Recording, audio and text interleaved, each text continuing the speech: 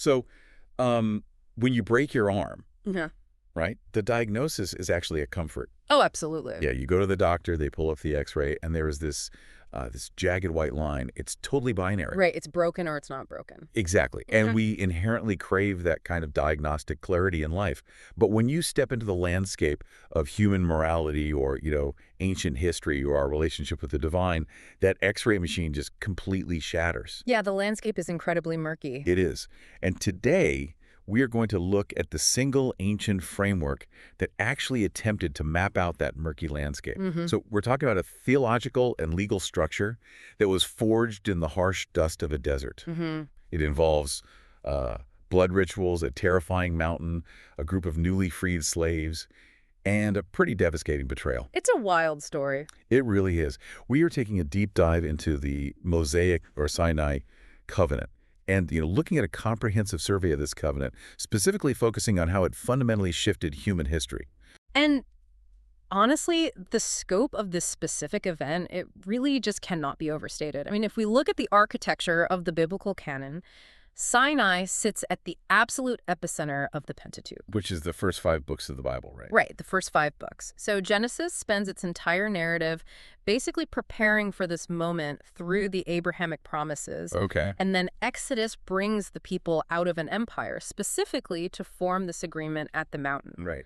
Leviticus elaborates on the overwhelming holiness it requires. Numbers test the people's ability to actually survive it. And Deuteronomy rehearses it for a completely new generation. So it's basically the foundation of everything. Exactly. You literally cannot decipher the historical books, the prophets, or the New Testament without first understanding the mechanics of what happened at that mountain. And to you listening, our goal for this deep dive is to show you why the sequence of this story completely flips our standard assumptions about religion and morality. Yeah, the sequence is everything. It really is. So we have to start with the timeline. Specifically, the exact moment when the rules are actually handed down. So we are dropping into the text at Exodus 19 and 20. And before a single commandment is given, like before any rules, the text explicitly establishes a sequence. Yahweh says, I brought you out of Egypt. He redeems Israel from slavery first. Right. The legislation, the rules, that all comes second. And what's fascinating here is that this sequence establishes what theologians call the soteriological order. Soteriological. Yeah, it basically means the order of salvation. So in the historical narrative of redemption, Sinai is not the beginning of grace. It's the structuring of a people who have already been recipients of grace. Oh, that's a crucial distinction. It is. We see this in Exodus 19, verses 4 through 6, and it's repeated again as the preamble to the Ten Commandments in Exodus 20, verse 2. Right. The deliverance is an established historical fact before the law is ever even introduced. Exactly. The rescue happens first. Okay, let's unpack this because it fundamentally disrupts how we tend to view religious frameworks, right? Oh, completely. Because the default human assumption is totally merit-based. We treat morality like it's a job interview. Right, yeah. You show up on time, you wear the suit, you answer the questions perfectly, you don't make mistakes. You build your resume. Exactly. And if you execute all those requirements flawlessly, the company rewards you with the job. You earn your way in. And we tend to project that exact same mindset onto these ancient texts, assuming God is handing down a list of demands that Israel must perform in order to, earn their rescue from Egypt. Which is the exact opposite of the text's claim. I mean, the covenant is a dual reality, right? It's both a gift and a demand. Okay, how so? Well, it is a gift because it rests entirely on their prior deliverance from bondage in Egypt. They didn't earn that.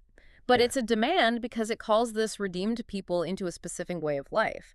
The rules are not a ladder of merit to earn God's favor. Right. It's much closer to an adoption than a job interview. Right. Oh, I like that. Yeah, think about it. In a healthy adoption, a child is brought into a family out of pure love.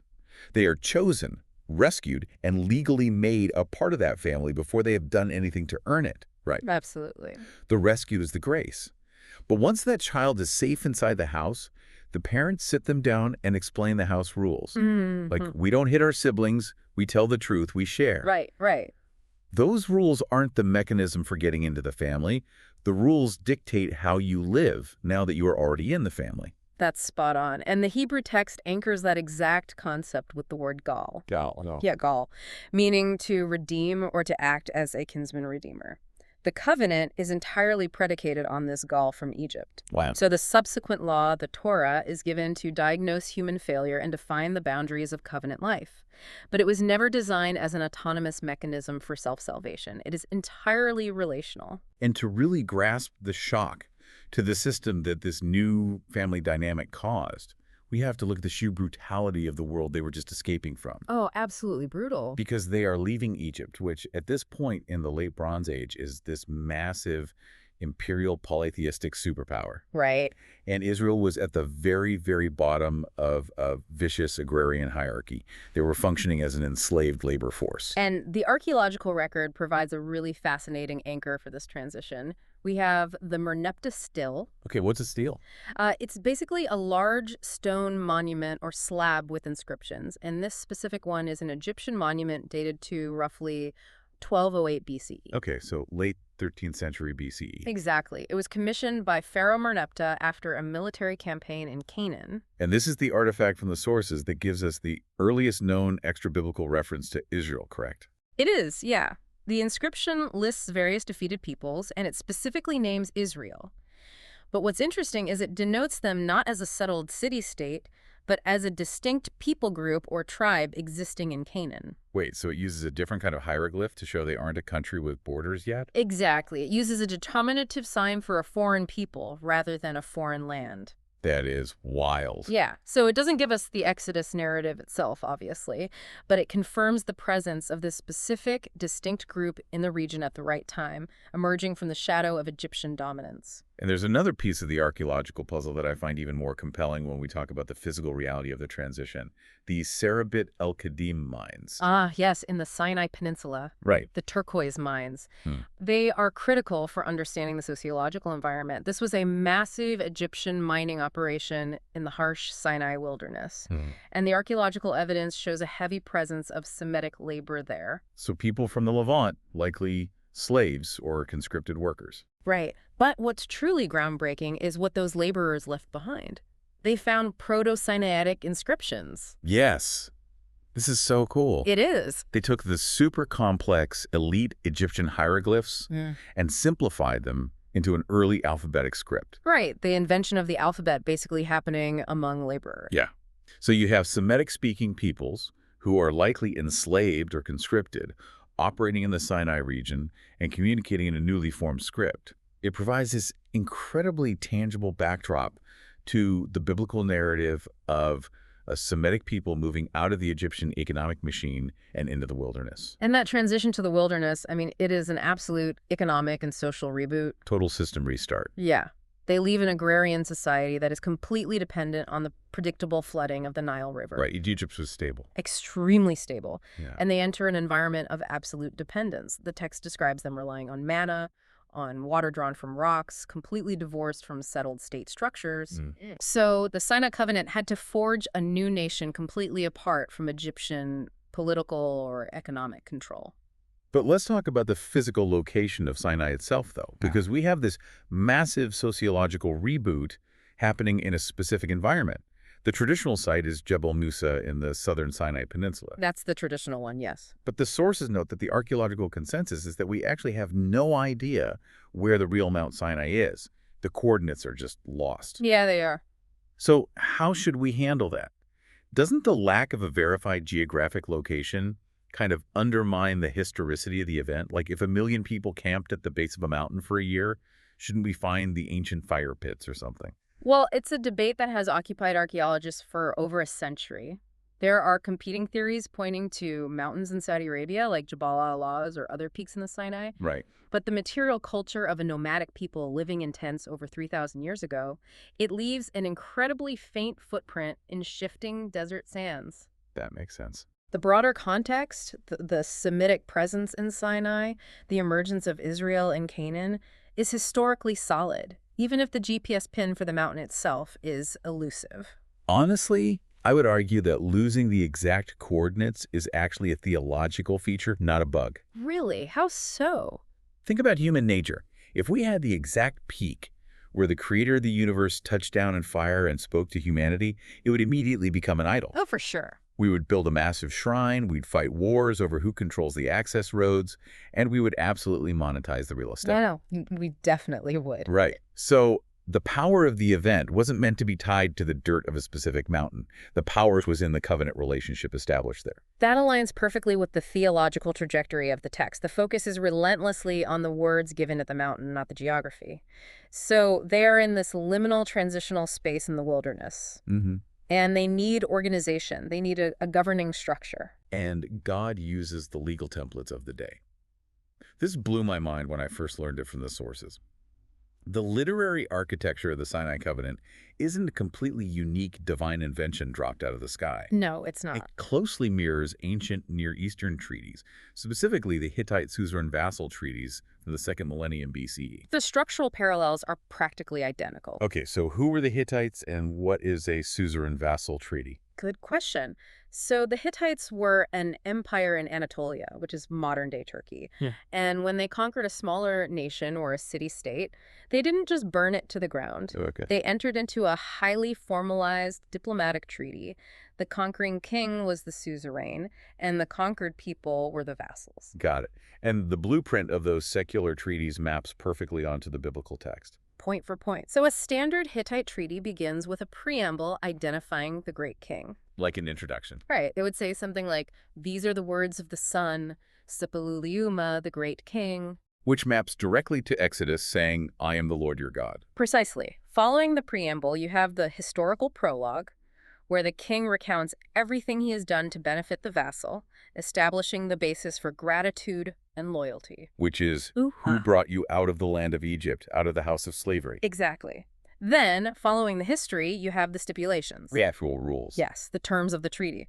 Then, a section calling upon the gods to act as witnesses. Okay. Then, the sanctions, which are detailed lists of blessings for obedience and terrifying curses for rebellion. Right, the consequences. And finally, the treaty required a formal ratification ceremony and instructions for depositing the document in a sacred temple to be read publicly at regular intervals. And the Sinai narrative hits every single one of those structural beats. Every single one. It is fundamentally presented as a political treaty between a great king, Yahweh, and a newly formed vassal nation, Israel.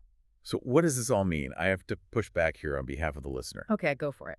If this covenant is just a copy-paste of a Hittite political treaty, doesn't that diminish its divine authority? Like, is it just ancient diplomacy dressed up in religious clothing? Why use a secular political format instead of a traditional religious or cultic format? Because the medium is the message. By adopting a suzerain vassal treaty, Yahweh is subverting the entire power structure of the ancient Near East. How so? He is communicating in a structural language that people already understood, right? They knew what a treaty looked like. But he is replacing a human emperor with himself. Oh, I see. And more importantly, the content poured into that political mold was radically exclusive and entirely new. Let's talk about that content. How does the distinctively Yahwistic center of this treaty break from the surrounding cultures? The differences are profound. In standard ancient Near Eastern treaties, the vassal was allowed, even expected, to continue worshiping their local gods alongside the gods of the suzerain. So they just added the new king's gods to their existing collection. Exactly. Polytheism was this massive, inclusive umbrella. But the Sinai Treaty demands absolute, exclusive loyalty. You shall have no other gods before me. Which was unheard of. Completely unheard of. It also strictly prohibited making physical images of the divine. Right, the idol ban. In a world where idols were the central interface for interacting with the gods, outlawing images was a massive paradigm shift. There's also the prohibition against the magical use of the divine name. Yes, the third commandment. In the ancient world, knowing the true name of a deity was basically like having the source code. That's a great way to put it. You know, you could use incantations and rituals to manipulate that god into giving you rain or victory in battle or fertility. Right.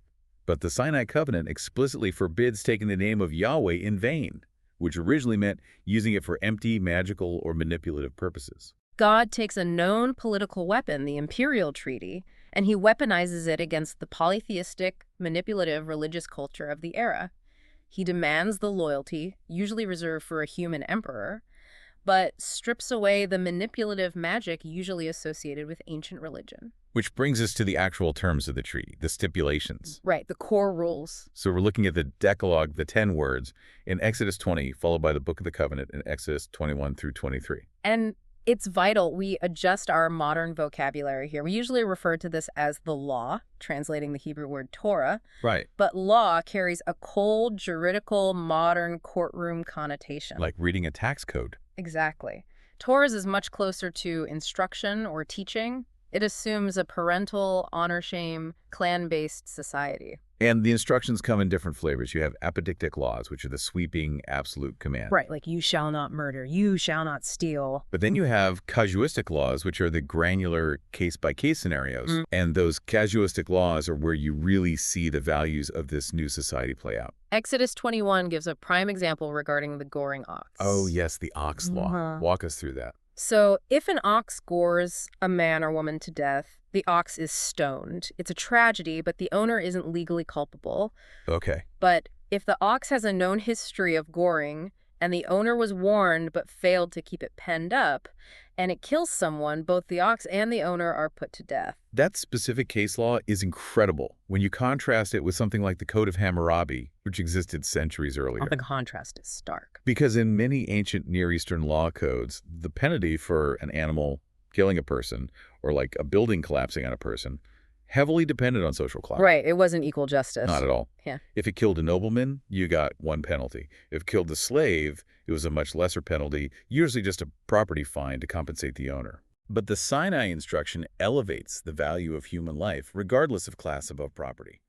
If your negligence kills someone, your wealth cannot insulate you from the consequence. It demonstrates that holiness isn't confined to a tent of worship, It bleeds into labor, injury, property rights, and public justice. Absolutely. Though I think the most radical socioeconomic instruction has to be the Sabbath. Oh, without a doubt. In an ancient world driven entirely by survival, where a day off literally meant a day you didn't eat, mandating a full day of rest is socially explosive. It was entirely countercultural. Look at the Babylonian creation myths like the Enuma Elish. Remind us what happens in that myth. In those narratives, the gods basically create humanity specifically to do the heavy labor that the gods are tired of doing. Wow.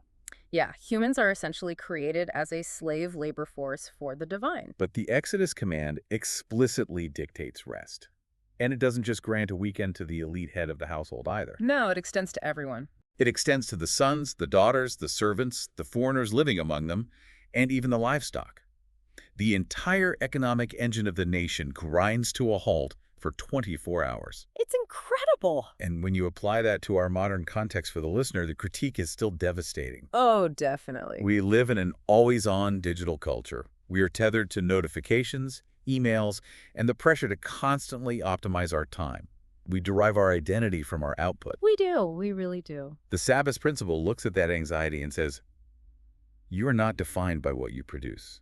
You are a human being, not a human doing. It's a systemic rejection of treating people as mere economic units. If we connect this to the bigger picture, it bridges theology and sociology perfectly. The structure of the Decalogue is traditionally divided into two tables. Right. The first 4 commands dictate vertical worship, how to treat God. No other gods, no idols, revere the name, keep the Sabbath. Exactly. And the final 6 commands dictate horizontal ethics, how to treat your neighbor. Which are honor parents, preserve life, protect marriage, respect property, tell the truth, and manage your internal desires by not coveting. Yes. So you have the vertical and the horizontal, and you cannot separate them. You really can't. The covenant utterly rejects the false modern divide between private piety and public justice. You cannot claim to have proper vertical alignment with Yahweh if your horizontal treatment of the immigrant, the servant, or your neighbor's property is exploitative. Right. Worship is enacted through ethics, and ethics is rooted in worship. Exactly. But all of these beautiful ethical blueprints for a just society create a massive logistical problem. They do. These aren't suggestions from an absentee philosopher. Right. They are bound to the terrifying physical presence of the lawgiver. Yes, the divine presence. How does a deeply flawed group of humans actually interact with this perfect, overwhelming entity without being destroyed?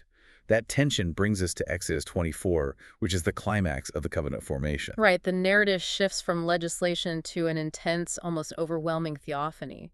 theophany, meaning a visible manifestation of God. Yes. And the scene is cinematic and genuinely terrifying.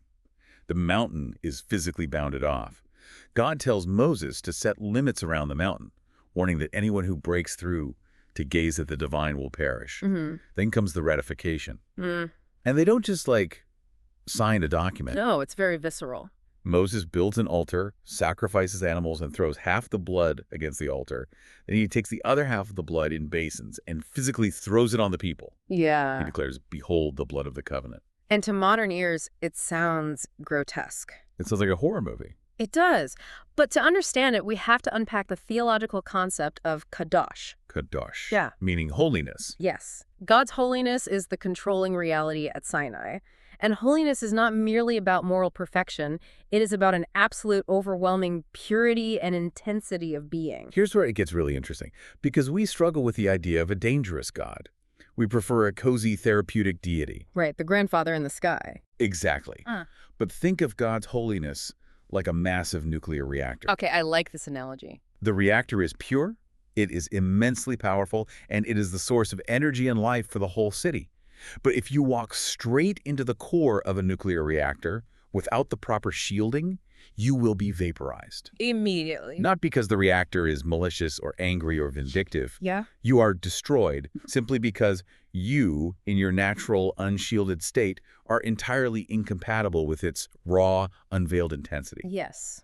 And taking that nuclear reactor idea a step further, the physical boundaries around Mount Sinai, the altar, the sacrifices, and the role of Moses as a mediator, these are the shielding provided so the people aren't destroyed by the core. Wow. Okay. The holy presence is profoundly lethal to the impure unless it is properly mediated. In the ancient mindset, blood symbolizes life. Right. So sprinkling the blood binds the life of the people to the life of the altar. It represents the solemn life or death obligation they are assuming. Which is what makes the immediate aftermath so staggering. Right after this terrifying blood ritual, Moses, Aaron, and 70 elders of Israel go up the mountain. The text says they saw the God of Israel, and under his feet was a pavement of sapphire, and God did not lay his hand on them. The shielding holds. Exactly, the shielding holds. They sat down, they ate, and they drank in the presence of the divine. After all the fire, the smoke, and the warnings of death, it culminates in a dinner party. And that covenant meal anticipates ultimate fellowship in God's presence. It signifies that the goal of all this terrifying holiness isn't distance, but intimacy. He wants to dwell with them. God intends to share a table with them. But it must be done on his terms, through mediation and sacrifice, to protect them from the consuming reality of his own nature. Okay, so they survived the mountain, they ate the meal, the treaty is ratified, they are the new chosen family, and yet almost before Moses can get back down the mountain, the entire system fractures. It does. Exodus 32, the golden calf. While Moses is up on the mountain for 40 days receiving the architectural plans for the tabernacle, the people in the valley start to panic. They feel abandoned. Right. The invisible God is too abstract, too silent. So they approach Aaron, Moses' brother, and demand he make gods for them. They hand over their gold jewelry, and Aaron fashions a metal calf. Yeah. They declare a feast, offer sacrifices to it, and say, "These are your gods, O Israel, who brought you up out of the land of Egypt." The psychological and anthropological layers here are dense. We have to ask why they chose a calf. Right, why a golden calf? Right. Why not a lion or an eagle? Well, Aaron wasn't just pulling a random animal out of thin air. He was reverting to the religious comfort food of their oppressors. Back to Egypt. Exactly. In Egypt, the Apis bull cult in Memphis was immensely powerful, associating the bull with strength, fertility, and divine presence. Furthermore, in broader Canaanite religion, the chief god El and the storm god Baal were frequently depicted standing on or associated with bulls. But wait, the text says they proclaimed a feast to Yahweh. They aren't necessarily saying the metal cow was a new god. They're trying to map Yahweh onto the physical idol. Yes, a syncretistic blend. But why do that? Why, right after seeing the 10 plagues, walking through the Red Sea, and hearing the thunder from the mountain, do they immediately revert to a metal cow? Because an invisible God who dictates the terms of your life, tells you where to march, and gives you non-negotiable laws is terrifying. Right. But a God you can see, touch, and most importantly, manufacture with your own hands. You can steer that God. You control it. The golden calf is the ultimate expression of human autonomy. Wow. They wanted a God they could manage. Exactly. It proves definitively that external proximity to miracles and revelation does not automatically produce internal fidelity. Seeing is not obeying. Precisely. They had a front row seat to the greatest display of divine power in history, and their internal disposition remained entirely unchanged. And the narrative masterfully contrasts the characters here. You have Aaron, the high priest in training, catastrophically compromising, Right? He actively facilitates the idolatry. showing that the priestly office requires actual moral courage, which he lacked in that moment. Yes. And then you have Moses, who steps into the breach. When God threatens to wipe out the camp and start a new nation with Moses, Moses models faithful mediation. He intercedes, appealing not to the people's goodness because they have none, but to God's own reputation and his prior promises to Abraham. And Moses' intercession saves the nation, but the incident exposes a fatal, lingering problem. Privilege actually heightens risk. What do you mean by that? Well, being brought into the covenant family means their rebellion is no longer just ignorance, it's treason.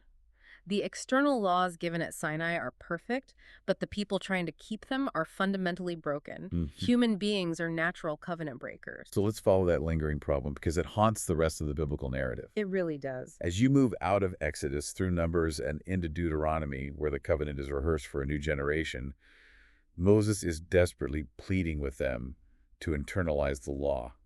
He tells them to circumcise their heart.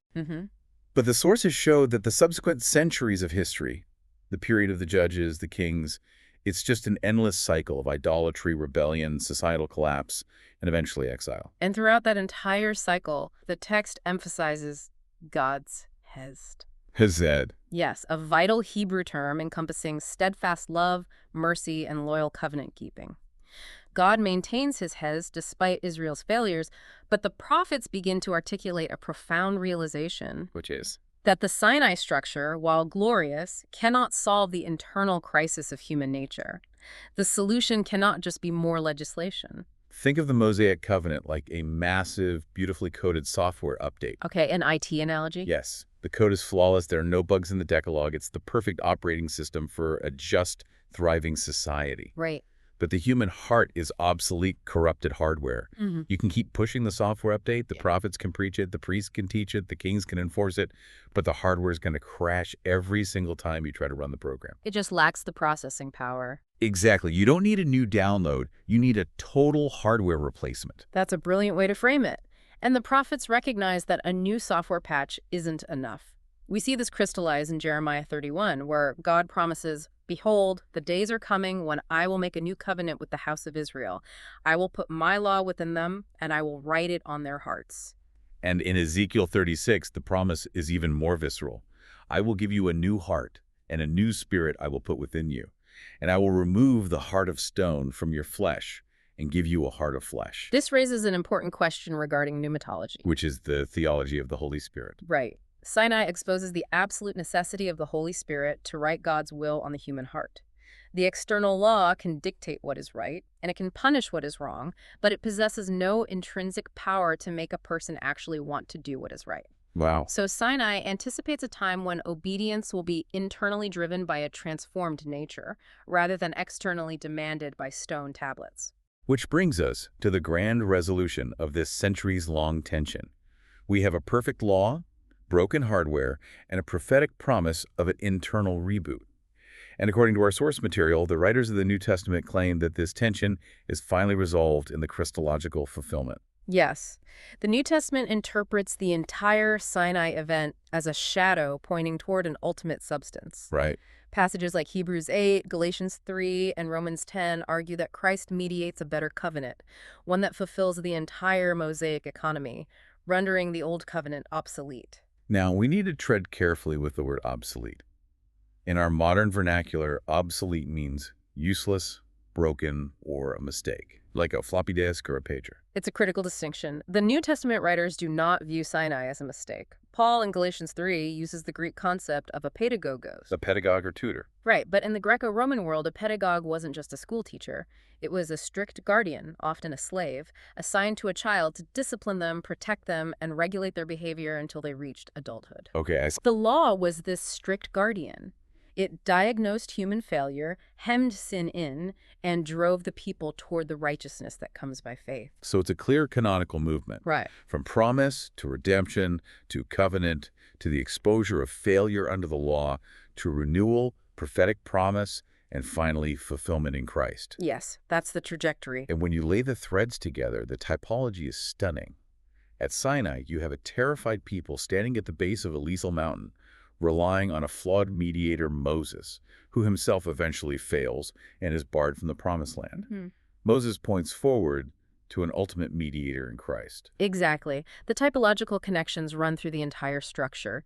The treaty at Sinai was ratified with the blood of animals, a temporary covering. The new covenant is ratified by the new covenant blood of Christ. Right. At Sinai, the terrifying boundary around the mountain kept people away from the holy core.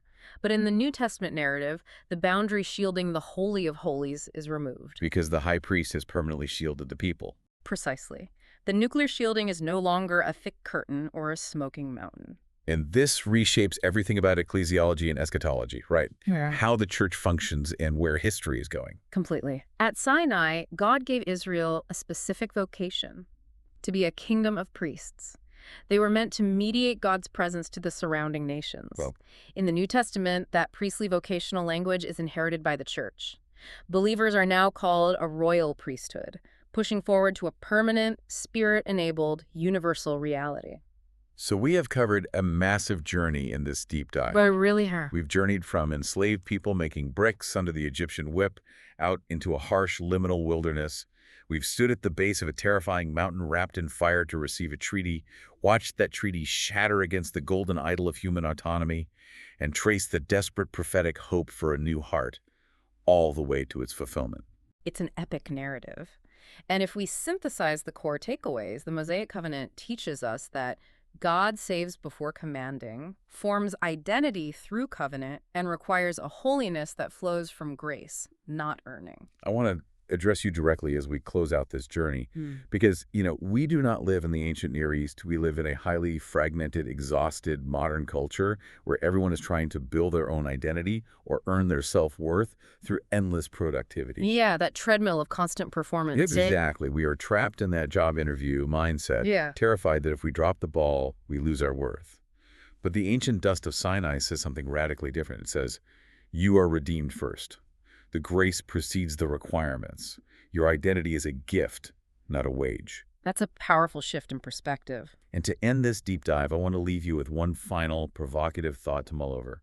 We spent a lot of time talking about the wilderness as a physical location today, but consider the concept of the wilderness in your own life. The Israelites had to spend time in an unstructured liminal space, stripped of their previous Egyptian identities, but not yet in their permanent home, in order to be totally reformed. It was a necessary transition. Right. So for you, when you find yourself in a wilderness season of life, where your old structures have collapsed and the future isn't clear, our instinct is to panic, to build a golden calf, to regain control. Naturally. But based on the Sinai pattern, perhaps that wilderness isn't a detour or a punishment. A wilderness is the exact necessary environment where the most profound transformations of your identity and your relationship to the divine are actually forged.